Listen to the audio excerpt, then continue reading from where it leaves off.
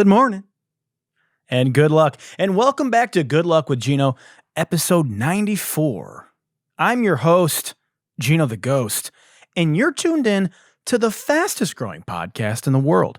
If you're tuned in on Apple Podcasts or Spotify, make sure you hit that like button, save it to your device, send it to a loved one and or an arch nemesis, and give it a 5-star glowing review. If you're watching on YouTube, which you should be, because it's the number one way to watch the Good Luck podcast, make sure you smash the ever-loving fuck out of that subscribe button if you're not subscribed already. Tap that like button and grease up that algorithm by leaving a comment. And you're going to do that because, well, you're an oil man. Fun week for me this week. Let's just jump right into it, yeah? Let's just cannonball splash our way into the week. First things first, I had maybe my favorite song that I've written ever come out. At least my favorite song in a very long time. With my dear friends, Paco and Catriel, the song #Tetas came out. And if you don't know what tetas means, it means titties. #titties. I would play it on the show right now, but I would get demonetized for playing my own song. So I'll let you look it up yourself. Plus, I'll also get more streaming revenue if you do that. A cool 0.0003 cents a stream. So make sure you check that out. Their album is coming out, I think, on Wednesday. I'm not positive. I think the 5th, maybe. And I did all the songs on it. Really, really fun project. The idea is, they blew the fuck up on their Tiny Desk. They did a Tiny Desk for their album Baño Maria, which I also worked on, and it blew up. And so the concept of this project is that they've got this newfound fame, and they don't know what to do, and they're feeling all this pressure. And there's a mega producer named Jimbaland, which I voice, and Jimbaland is trying to tell them, like, yeah, if you want to be a star, you can't be yourself, because if you're yourself, you're just you. So you got to be somebody. And to do that, you got to work out. You got to use hashtags. You got to da-da-da-da-da, whatever. So it's really funny. And but most importantly, the music is fucking amazing. So go check that out.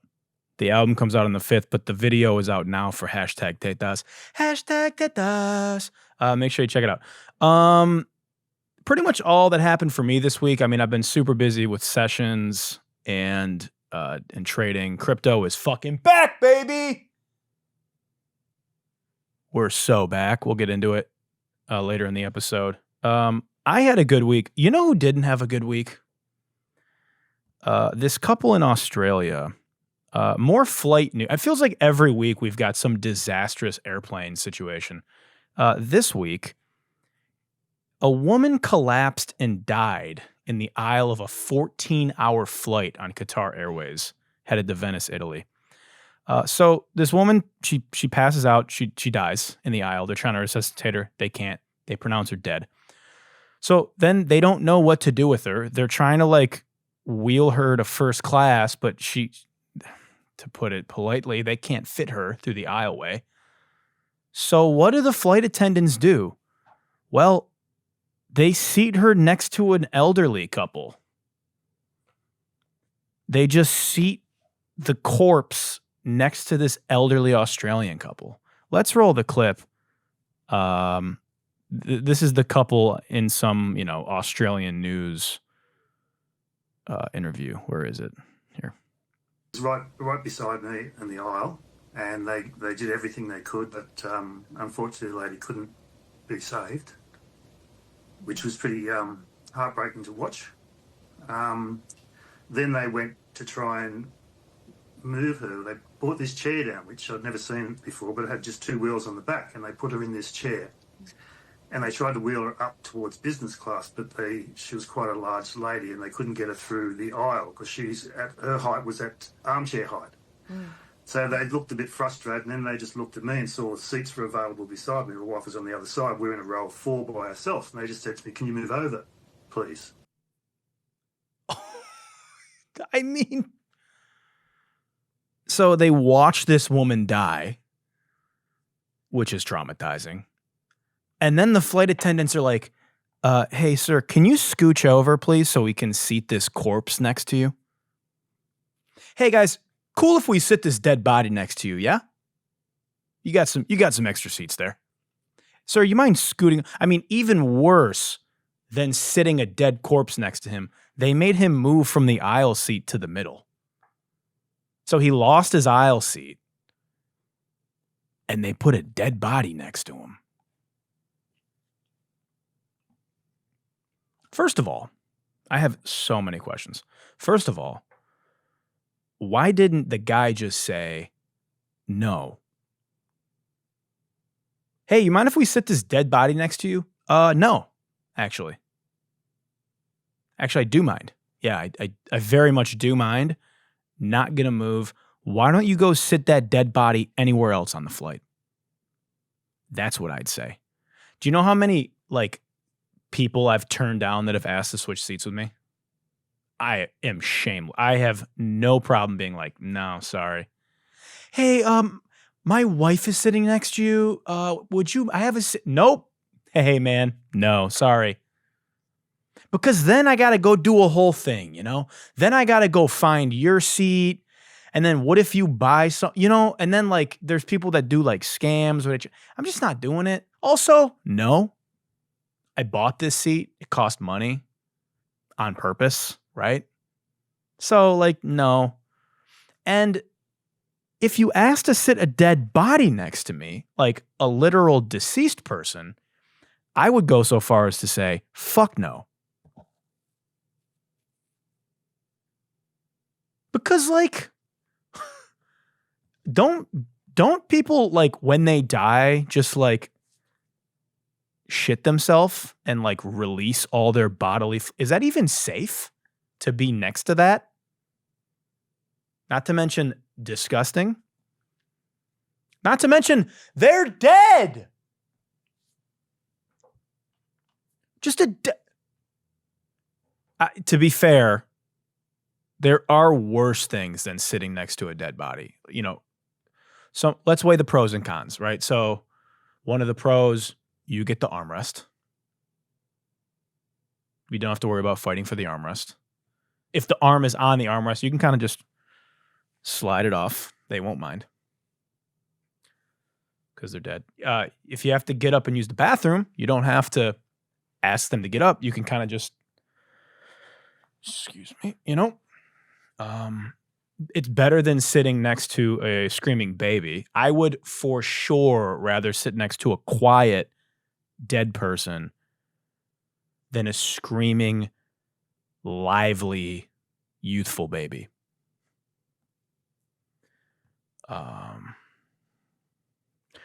Also, why not just move the passengers to first class? So let me get this straight. They were trying to move the dead body to business class. And then they couldn't fit her through the aisle, so they just sat her in economy next to this couple. Why not move the couple to business class? They just made them sit there? They're willing to move they're willing to upgrade the dead body to first class, but not the elderly couple that's alive?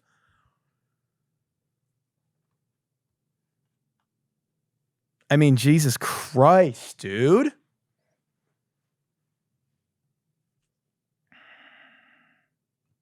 Yeah, once again, if that's me, I'm coming for everything. I'm suing the fuck out of Qatar Airways.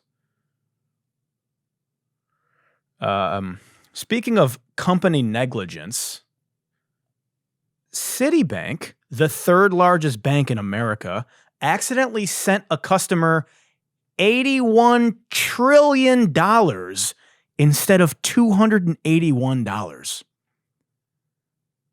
So they tried to send somebody $281 and went, oops, and sent them $81 trillion. $81 trillion. They corrected the error within 90 minutes and no funds left any accounts. But my first question is, how? How? How did you do that? How? And that's a very layered how. Layer one, there's not even that much money there's like $2.3 trillion total in circulation. Total US GDP is about $29 trillion. So how did you send 81 trillion of them to just some random ass fucking Citibank account customer? It's almost as if money isn't real. It's fugazi, it's fairy dust. Bitcoin fixes this. Question number two. How number two, peeling back the how onion, the second layer of the how. How do you even do this? As in, how do you make this accounting error? How did you go to send 281 and then accidentally send 81 trillion? Did you fall asleep on the keyboard?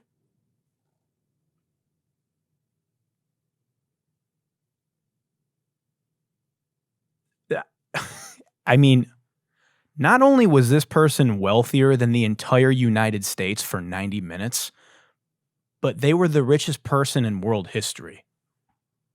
Technically. You know, that motherfucker was probably asleep and missed it. Probably slept through his whole wealth. Round-tripped $81 trillion in his sleep. This is why I have alerts on my banking app. So that if my account balance exceeds $10 trillion, I get a text message. I get an alert so that way I can quickly go. Dude, if that was me, I would have bought. I mean, what do you even do? What do you do if you open your banking app and you have $81 trillion in it? Like what? I think the first thing I would probably buy as much Bitcoin as I could possibly buy. And then just like buy it on Coinbase and then like send it off to my wallet immediately, just as much as I can, right?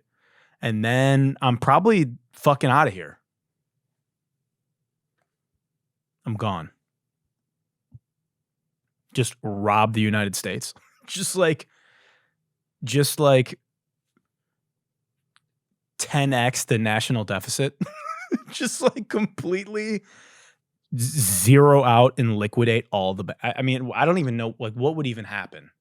Let's say I somehow found a way to get like $1 billion out of there. You know, like maybe if I could find a way.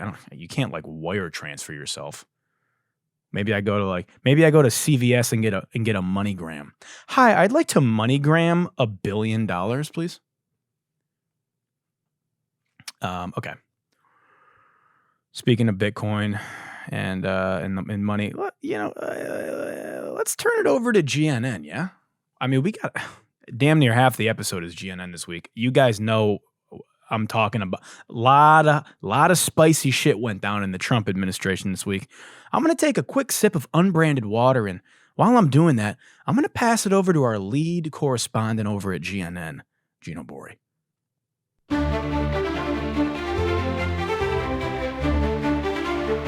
Welcome to GNN, your leading source of news, politics, crypto, and this week, Jerry Springer.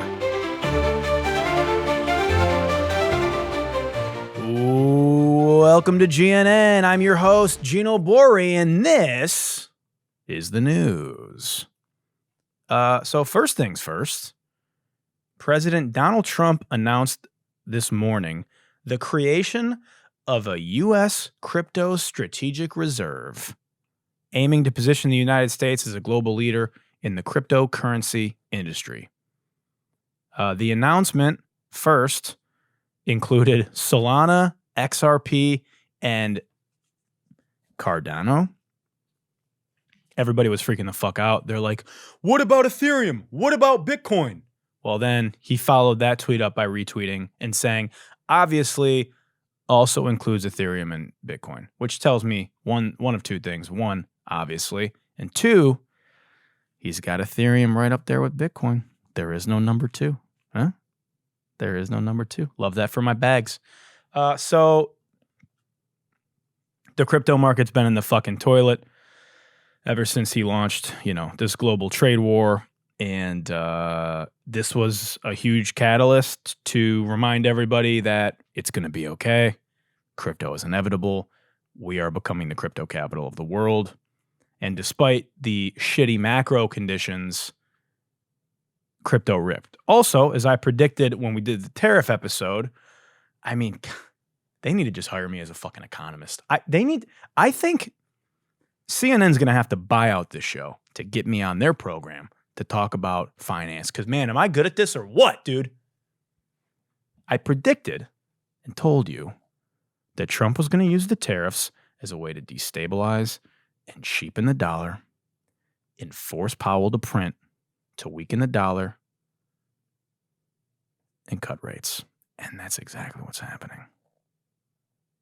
That's exactly what's happening. So we're seeing that happen. Everything is fucking ripping right now. We're so back, dude. We're so back. I'm not going to count my chickens before they hatch, but things are looking better. Also, the SEC just said that meme coins are generally not considered securities under U.S. federal law. Their exact words are that meme coins have limited or no use and do not need to be registered within the SEC. Accordingly, neither meme coin purchasers nor holders are protected by the federal security law. So this is huge. This means a couple things. One, it means the meme coin super cycle is still alive. Hold on, wait a minute. Y'all thought I was finished? When I bought that Aston Martin, y'all thought that was rented? It's going to take a while for that sector within crypto to heal after, the Malay scandal and all these other fucking scandals that have happened and scams and whatever the fuck. The insider trade. Hopefully the daily runner pump and dump insider trading, scams dissipate so that real meme coins can rise to glory. Yes, I just said real meme coins. Contrary to popular belief, though, guys, crime is still illegal. So just because the SEC, is basically saying like meme coins are fair game doesn't mean that you can commit wire fraud or act on insider information. So don't be a dumbass. CoffeeZilla's coming for you. So that concludes this week's crypto news. I know last week was a big crypto episode. This week, we're not going to spend too much time on it. We have bigger fish to fry. The first thing we're going to get into, before we get into the Zelenskyy thing, guys, it's time for a Pit Viper mega rant, because we're going to talk about the Epstein Files and how the administration has begun rolling out the Epstein Files. And yeah, it's time for a Pit Viper mega rant. Pit Viper mega rant! Pit Viper mega rant! The White House released phase 1 of the Epstein Files this week to a handful of right-wing influencers. Let's take a look at their rollout. Let's see how they decided to roll this out.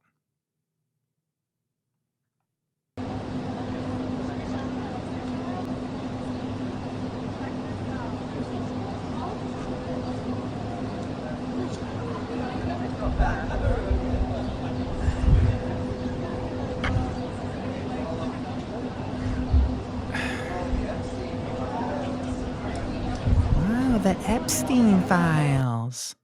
Check this out. I mean, are you fucking kidding me? Posing with it like they just got their college diploma. Wow, check this out. Look, Mom and Dad, I'm holding the Epstein Files. Let's take a field trip to the White House.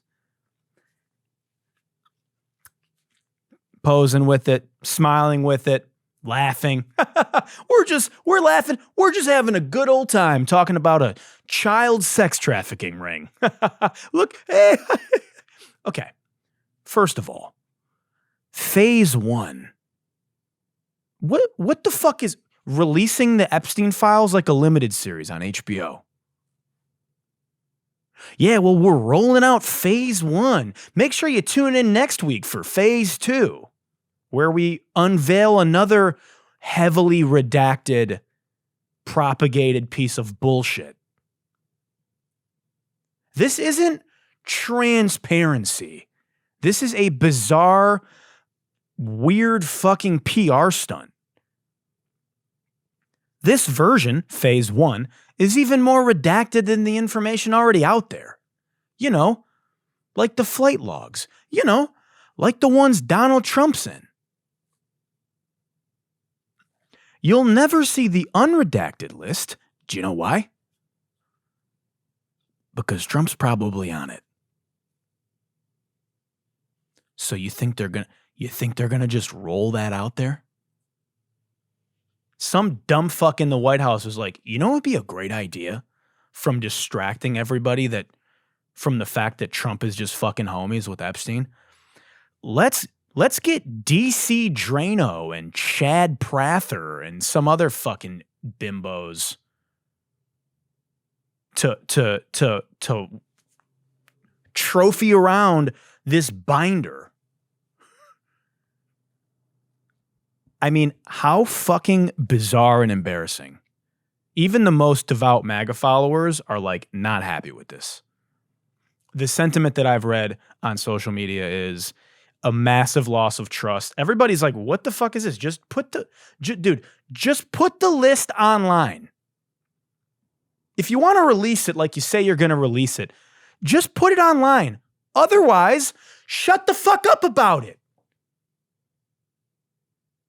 You're not going to release it. You're not going to put it out. So shut the fuck up about it.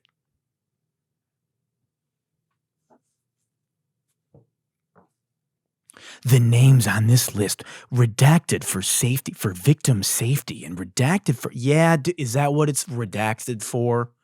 No. It's redacted because I'm assuming massive fucking world leaders, including ours, are on it. And you know, here's the thing about it. Here's the nuance that nobody wants to talk about with this list.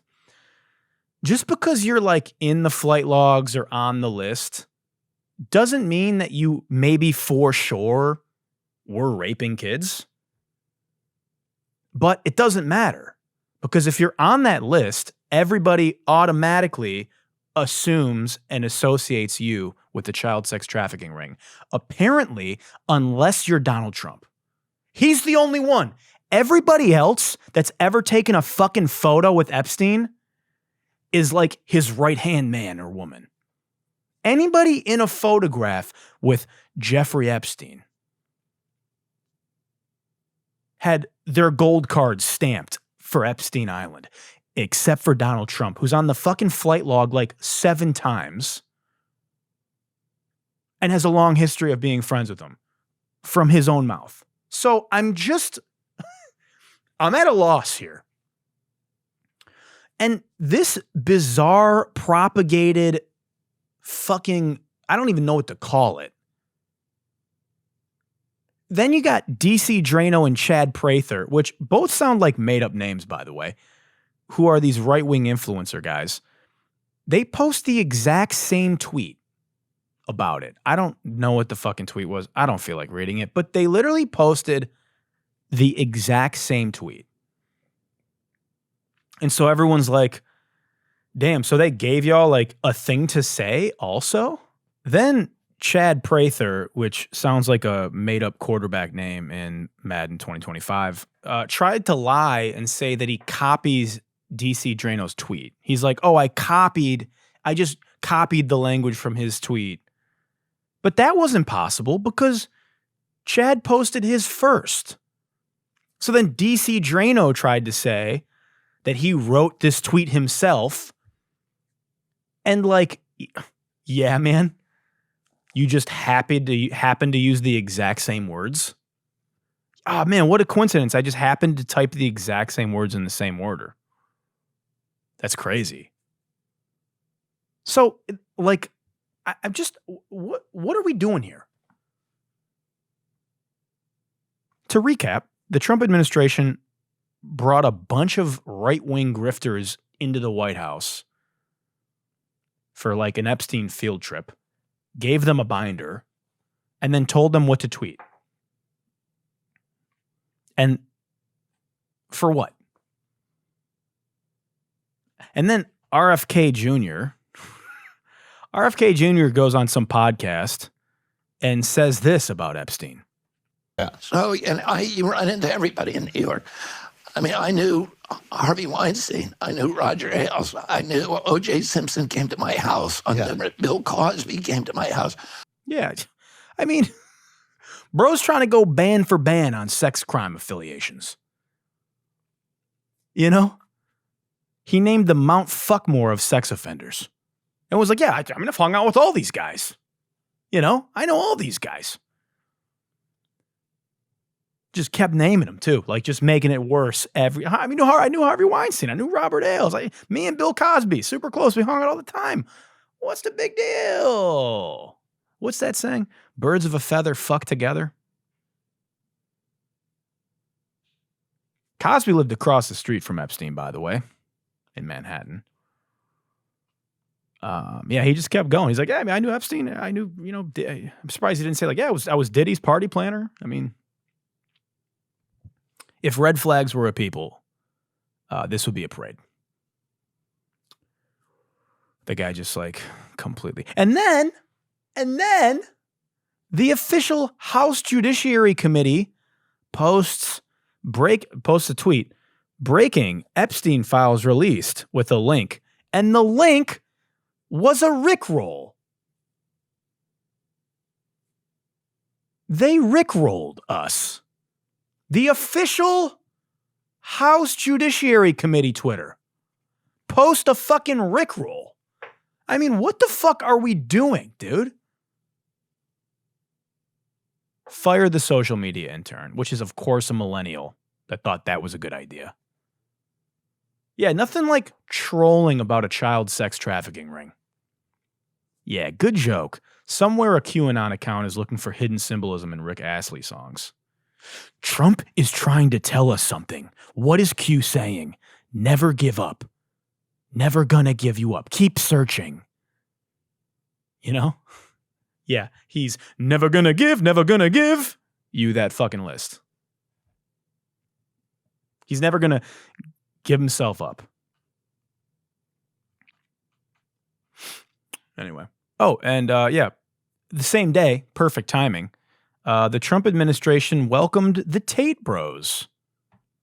Tristan and Andrew Tate welcomed them with open arms. The Tate bros, who, by the way, are facing charges of human sex trafficking and sex with a minor.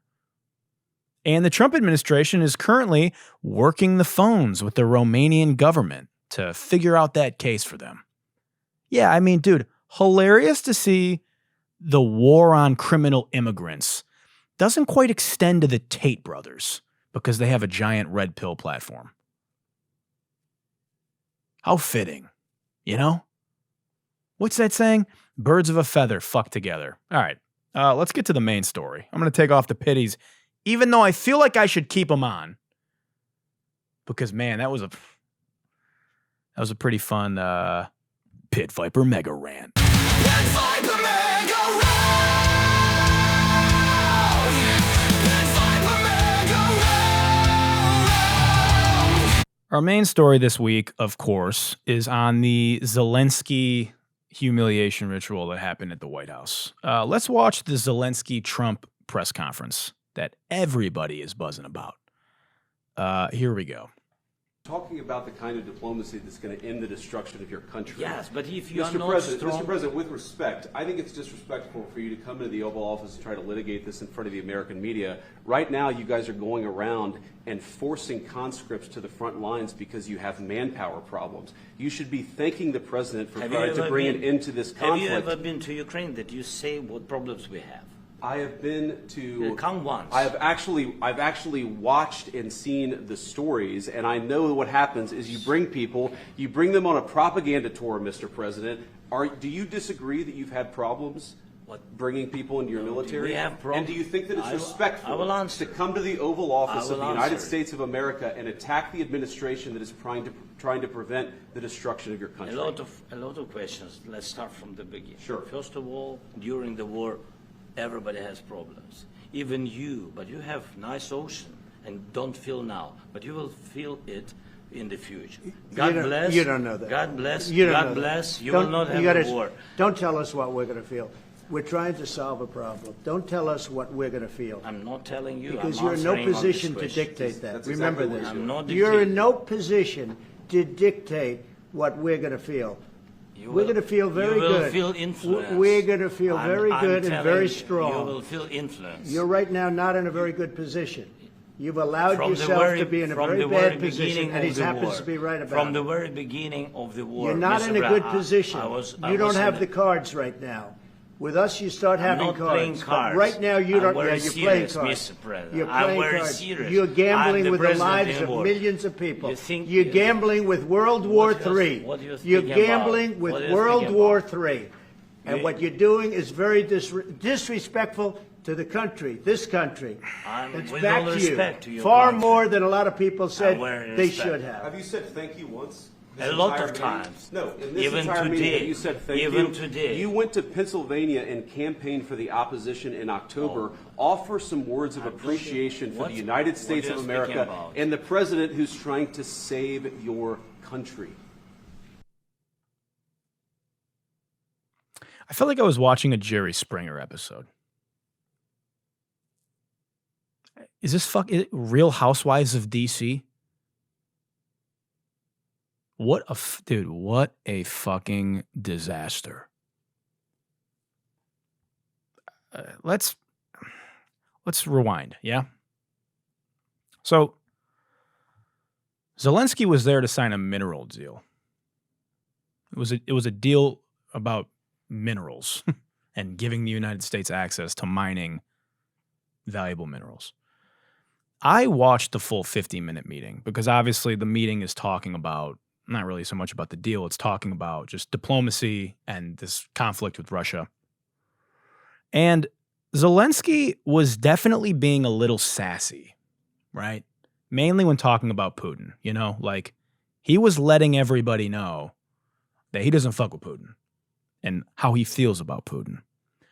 And which is understandable because he doesn't like Putin because he invaded his country and they're at war, right? So now Trump and Zelenskyy were maintaining their composure throughout, though. Like most of this press conference was fine. It was diplomatic. They were, they were cracking jokes. There was a couple moments in there, but for the most part, it was fine. If you want to watch it, you should watch it. It's interesting, right? Now, where it goes south is basically like Zelenskyy challenges, you don't really challenge JD, but he basically is like, what makes you think that you can trust Putin? Because the last time we did a deal with Putin, he didn't honor it. So what kind of diplomacy are you talking about, is what he says. Then JD Vance tries to turn it into a dick measuring contest. In fact, he gets caught almost lying. He's like, well, why don't you come to Ukraine? And he's like, I've seen stories on TV.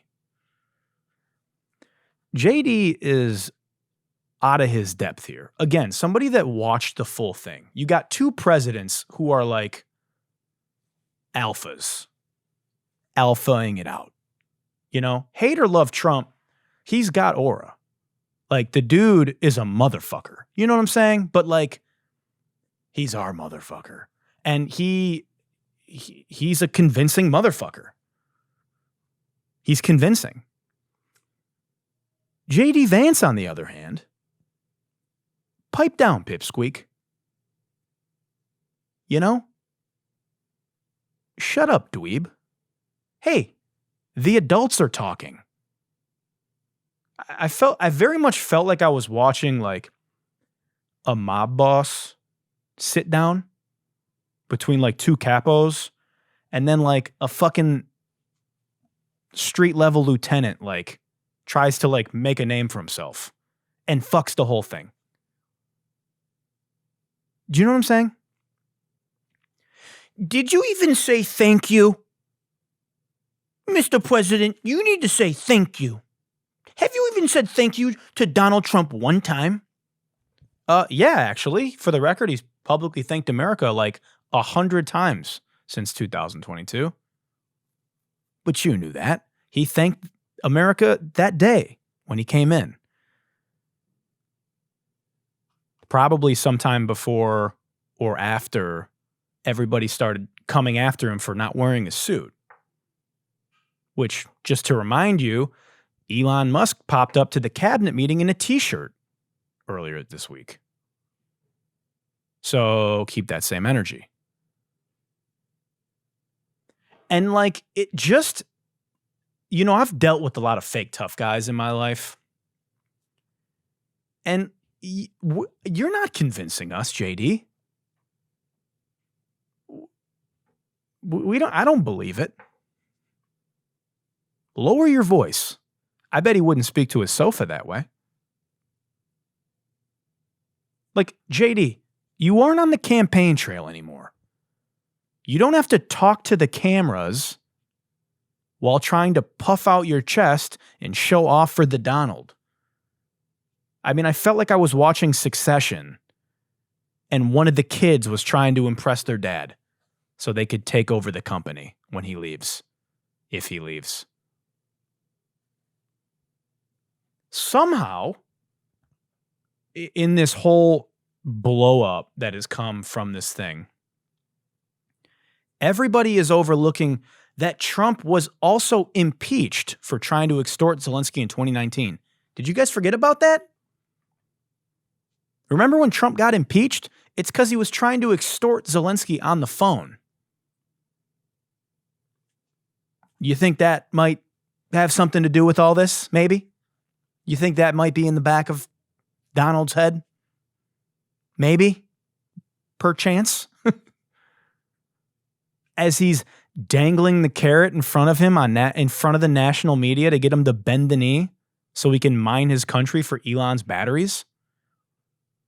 Yeah, let's talk about the mineral deal. So the agreement that they're meeting about would allow U.S. companies to develop and extract Ukraine's mineral resources, which are crucial for manufacturing EV batteries and other high-tech applications. It was a proposed $500 billion rev share, which would give Elon to give the United States government, but Elon, access to Ukraine's minerals, all the lithium and graphite, which are essential components for Tesla's EV batteries. Now, to be fair, I don't think it's unreasonable for us to ask for something in return of providing billions of dollars in military aid. So, like, I'm not mad. Like, one thing you do have to give Trump credit for is the guy will go get deals done. So, like, I don't, in theory, have a problem. And just in general, like, I don't have a problem with making an attempt to end the war. You know, the argument to be had is this war is costing $1 kajillion and it's costing a lot of lives. And Ukraine, I mean, they're probably just not going to win, right? Without full-blown World War III breaking out. So a deal is like kind of the only option. But the thing is that deal is ultimately going to result in huge concessions to Russia. And Zelensky's counterpoint is like, hey, not only is this deal going to suck because we're going to have to make concessions, but how do I even know that he's going to honor that deal? Like, what makes you think that Putin isn't going to take the deal and then go take more and then have another conflict again? Do you know what I'm saying?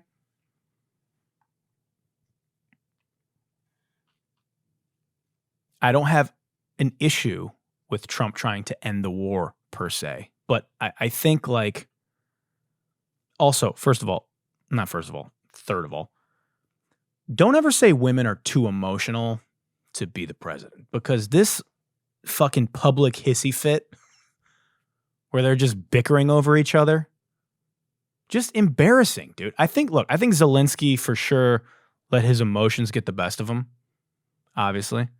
But this is unacceptable behavior from the leader of the free world when speaking to an ally. This was not a show of strength.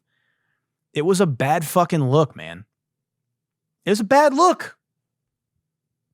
Don't take me into the spin zone where you try to be like, yeah, Zelenskyy is just a greedy, just trying to get more money. Like, he's trying to save his country. You know? So, yeah, he is trying to get more money. Okay? And, you know, if you want to cut off aid or you want to like make a choice, right? If you want to do it, then do it. But don't treat Zelenskyy like an ungrateful peasant as opposed to a wartime leader and an ally. I felt like it was like Cinderella, where like they were like fucking scolding the help. Have you said thank you one time for letting you have a bed to sleep in? Here's my beef. Like, why do this in front of the media? This felt like a humiliation ritual. It felt like the Epstein thing, a piece of propaganda. This whole thing was a foreign affairs nightmare. I feel like it kind of blew up on them because we're growing more and more isolated from our allies. And there's been a lot of blowback. But most importantly, what I've noticed that's been really alarming is the amount of pro-Putin and anti-Ukraine posts I'm seeing from people. Like, that Russian propaganda is beating y'all ass, man. It's crazy. And these motherfuckers can't make their mind up. Do you hate communists or do you want to side with communists? Which is it?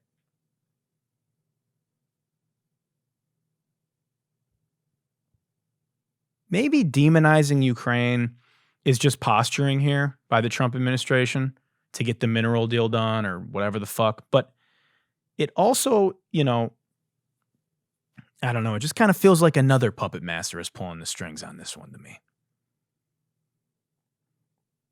And I will leave it at that. Because I'm exhausted talking about politics. And I want to laugh, yeah? Should we head to everyone's favorite segment? What do you think, Gengar? Should we head on over to everybody's favorite segment, the FOH HOF? Let's do that. Let's head on over there. This week's FOH HOF has a familiar face and a couple of very punchable ones. Here's the first one. Let's get into it. Because I pay for things with offers, everything costs the same amount. It doesn't matter if it's this watch or this phone or a brand new car or a private jet.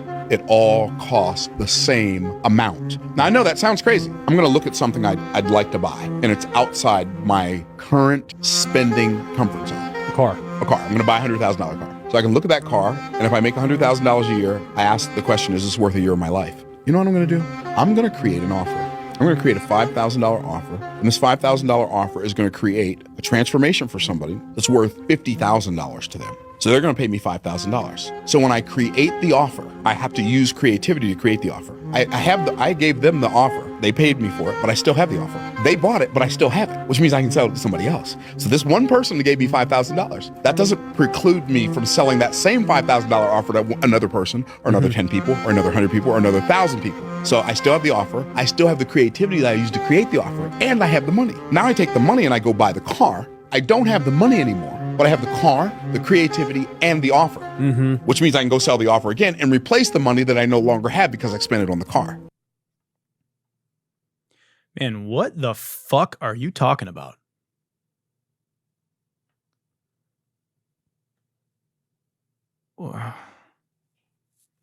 Wait, so what? Dude, what is this bizarre circuit of course-selling pseudo-businessmen that just toss each other's word salads on podcasts? What is this strange syndicate? These guys that explain basic transactions and act like they discovered business. Like they invented business. All he basically just said was make money and then use that money to buy things. That's what he said. He said, I make business, sell thing, buy car. And it took him a minute and a half to explain that in some roundabout fucking way. If you put a $10 painting in an expensive frame, it's still a $10 painting. You just framed it different. It's the same fucking thing. You can't buy something with creativity. Not everything costs the same. That water bottle doesn't cost the same amount of money as a car because you can create offers. That's not how money works. That's not how prices work. That's not how business works. No matter what kind of mental gymnastics you do in your mind palace, you can't construct a reality where a bottle of Aquafina costs the same as a Lamborghini because they cost a lot more money. You dumb fuck. Dude, like, what is this guy talking about? Because I pay for things. And look at Ryan Pineda just like, wow. He's fucking fascinated. Because I pay for things with offers, he's hypnotized. Everything costs the same amount. It doesn't matter if it's this watch or this phone. Look at his face. Look how he's selling with curiosity with his eyes. Because I pay with offers. He's like a little trickster. Look at him. Because I pay for things with offers, everything costs the same amount. It doesn't matter if it's this watch or this phone or a brand new car or a private jet. It all costs the same amount. Now, I know that sounds crazy. I'm going to look at something I'd like to buy, and it's outside my current spending comfort zone. A car. I'm going to buy a $100,000 car. So I can look at that car, and if I make $100,000 a year, I ask the question, is this worth a year of my life? You know what I'm going to do? I'm going to create an offer. I'm going to create a $5,000 offer, and this $5,000 offer is going to create a transformation for somebody that's worth $50,000 to them. So they're going to pay me $5,000. So when I create the offer, I have to use creativity to create the offer. I gave them the offer. They paid me for it, but I still have the offer. How about this? I'd like to make you an offer. I'd like to offer you double to buy your offer. Now it's my offer. I've repriced your offer, and now I can take your offer, which is now my offer, and I can sell it for twice that amount to the next person. I've now 4x'd your original offer. What if I made 10 of those? What if I made 10 of those offers? If you can make 10 offers, right, before 30, now your offers can make new offers. So now your offers are making offers for you. That's passive offcome. You understand? So now, see, you're trying to generate income. I'm making offers on your income to generate offcome. I'm stealing or jacking your income offer to create outcome. I'm jacking offcome.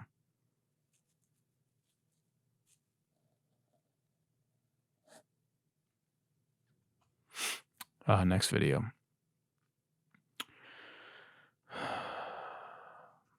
This, to be clear, is my nightmare. This is my nightmare. The rest is still unwritten.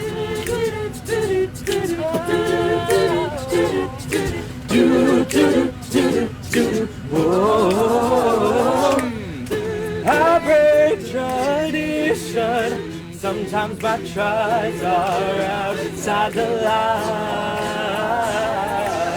We break this traditions.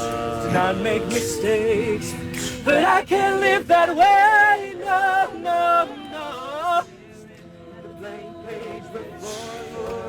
up the dirty window. Gonna sign illuminate the one side you cannot find. Reaching for something in the.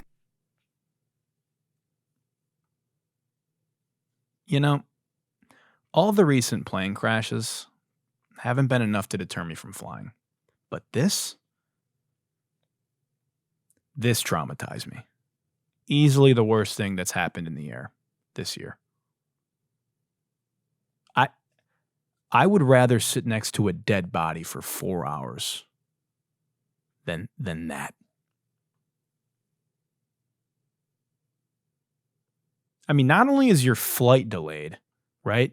Your flight's delayed, but then you got to listen to the Michigan Acapella singing group sing that abortion to you. The rest is still unwritten.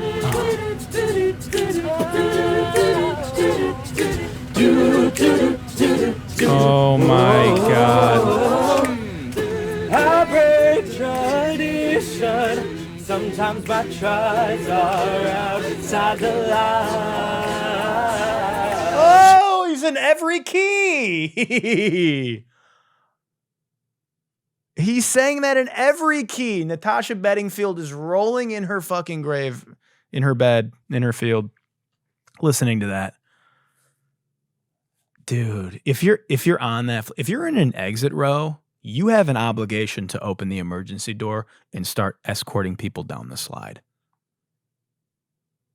on that flight. Is there an undercover marshal on this plane? This is a hostage situation. These are terrorists. We need to put them on a do not fly list immediately.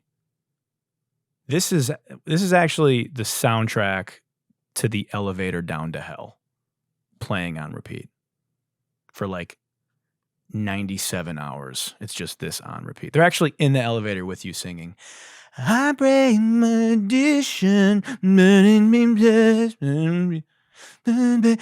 out the dirty window. Just on repeat. This is the worst thing to happen to U of M since the sign stealing scandal. Even Connor Stallions wouldn't have seen the play coming that I'd run if I was on that plane. The only perfect pitch on this flight would be me throwing a fastball with my water bottle right in that guy's fucking face. Moving out the dirty window. You know? Theater kids are the fucking worst, dude. You know? It's that sly smile they do also as they're singing. And like looking around at each other. Like they're on stage. And the doodles. I break tradition. Sometimes my tries are outside the line. This poor girl, traumatized. Mistakes, but I can't live that way. No is right, brother. No is right, dude. Sir, a second sharp note has hit the towers. That video dude, this video pissed me off. This video ruined my day. Day's ruined. Completely ruined my day. All right, last video here. This is a guy named TJR who is a absolute fucking ass clown in the crypto community. I'm just going to play the clip. A lot of people thought it was crazy that I spent $25,000 or actually $50,000 in total on a YouTube course. So let me tell you about another course that I paid $40,000 for, and it was $40,000 literally for just one single phone call. Yeah, that was the course, a single 2-hour-long phone call for $40,000. That's the crazy thing. People like me, entrepreneurs who are willing to do work to get the return out of the courses, it actually makes sense for us to buy things like this because we know how to use our time and how to use our money effectively versus you guys who don't understand how to use your time or just don't understand consistency and hard work in general. You guys aren't even willing to buy a $2,000 course or a $4,000 course to potentially change your life, like literally for the rest of your life. You guys aren't willing to do that. And maybe it's just telling on yourself because you're thinking, why would I spend this money when I'm not going to put in the work? Versus I'm willing to spend $40,000 for a 2-hour phone call because I know whatever this person tells me to do, I'm going to go out and do it and I'm going to get the results from it. Yeah. Yeah. Just put the link in bio in the bag, bro. You're not gonna fucking gaslight me into buying your piece of shit course. You know? First of all, you did not pay $40,000 for a phone call. You're lying.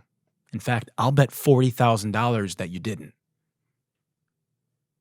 If you did, which you didn't, that's $40,000 that you scammed from your Twitch audience while you were shilling low-cap shitcoins and using them as exit liquidity on stream. I know that because I watched you do it. I know you did that because me and a bunch of my friends who are actually accredited crypto traders who have been here for a very long time watched you on stream scam, pump low cap shitcoins that you had already bought supply in on your side wallets. And then you would talk about it on stream to get all your audience to buy, and then you would sell it on your side wallets. A couple of times, you even did it on your main wallet, you dumb fuck. All these guys that sell courses do this thing where they try to lie about how much money they've spent on courses, so they make you feel like a loser for not doing it too, but they're not actually doing it. And if they are doing it, they're just paying to have phone sex with other grifters. That's right. That's what you did, didn't you, TJR?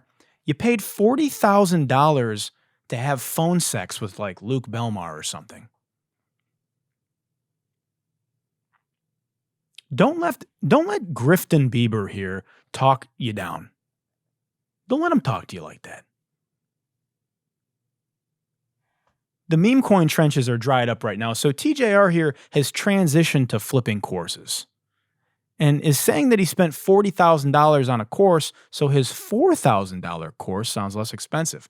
But brother, why the fuck would anybody spend $4,000 on your course? You couldn't land a single profitable trade without scamming. This guy would get rinsed in perps. You're a fraud, dude. Watch your fucking mouth when you talk to my friends on the internet. A lot of people thought it was crazy that I spent $25,000 or actually $50,000. Oh, I'm sorry. Did I say 25,000? Actually 50,000. Oh, I just quick math error there. Just $25,000 difference. I got a little confused. Just throwing around, spent $50,000 on a YouTube course. No, you didn't. Oh, you spent $90,000 on courses? Well, then you're a dumb fuck. That's not a flex. You're an idiot. You spent $90,000 on courses? You're a liar. Yeah, or dumb. One of the two. Would you rather be a liar or a dickhead? Because guess what, TJR? You're both. You're a lying dickhead. Yeah, you are. Yeah. Tough. I know. It's a tough revelation to come across, but buddy, we're not falling for it. But the thing is about this kind of guy, he's not trying to fool somebody like me. He knows I'm not going to pay for his stupid fucking course. He knows anybody with half a brain cell is not going to pay for it, but it doesn't matter because all these guys have enough NPCs that are willing to spend the only money they have. And it makes me so fucking mad, dude. And that's why we started the FOH HOF. Because goddamn it, somebody's got to clown these assholes. And, you know, I just want to say something. I've got a lot of sons on the internet that are running around copying me. Not only copying the videos literally that I'm making fun of, but the style, the jokes, the cadence, the phrases, the motifs, everything, really, a number of them. But I'm flattered and I'm happy that it's happening. The more people that want to copy me and do this, the fucking better, dude. When I started this show over a year ago, you know, I just saw so much, and this is how we're gonna end the show. I'm gonna get on my fucking soapbox for a second. These guys, because we're coming up on 100 episodes, right? So we're just taking a little trip down memory lane. My algorithm was flooded with these fucking guys, still is, but they were getting away with it a little bit. People were falling for it. They were following the Tate playbook, and it was working. But now what I've seen since is everybody is just fucking clowning these guys. And I'm not going to say I'm the first to do it. Who knows? But I do take pride in being one of the people that really got this fucking movement going, you know? So that's all I got to say about that. Go fuck yourself. And not you, the viewer of the best podcast in the world, but, you know, all these fucking grifters. I want to thank you specifically for watching the Good Luck Show this week. If you're watching on Apple Podcasts or Spotify, make sure you save it to your device, download the show, subscribe, send it to a loved one or an arch nemesis. And then, you know, you're going to go ahead and head on over to YouTube, which you should be watching on YouTube. And if you're watching on YouTube, you'd also see that I'm wearing a Paco and Catriel shirt. You're going to hit that like button. You're going to smash the ever-loving fuck out of that subscribe button. And then you're going to go ahead and grease up that algorithm by leaving a comment because, well, you're an old man. And Beyonce, thank you. Thank you for letting me have this show. Don't forget to thank Beyonce. I think we'll end it with that, yeah? Until next week, as the world continues to crumble beneath our feet, good night and good luck. Sing it like a theater kid on a plane. Pikachu, what's that song called? Good luck with Gino. It's gonna get you moving, get you in the zone. Good luck, good vibes, good times. With Gino by your side, you'll be feeling fine. Hey! Every week, he's gonna bring the hype. Woo! So come on, let's sing it, Pudgy Penguin.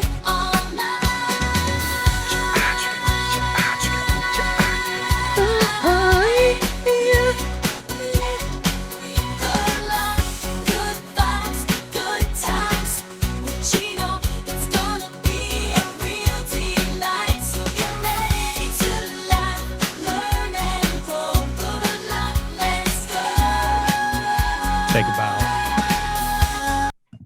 Bitch.